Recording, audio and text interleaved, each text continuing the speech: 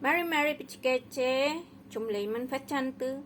Hola niñas y niños, ¿cómo están hoy día? Hoy quiero invitarles a conocer palabras mapuche con las vocales. Para comenzar, primero tengo acá con la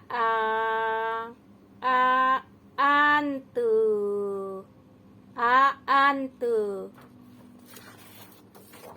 Tengo con la epu, epu.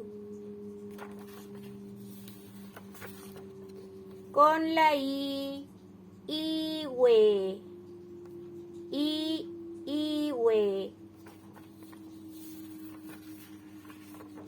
La orcón, orcón.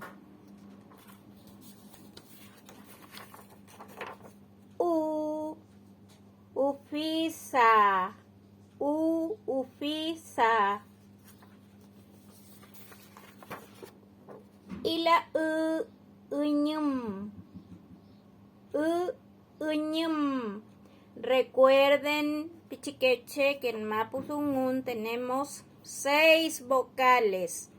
A, E, I, O, U. Eso sería Peucayal, Pichiqueche, Mañum.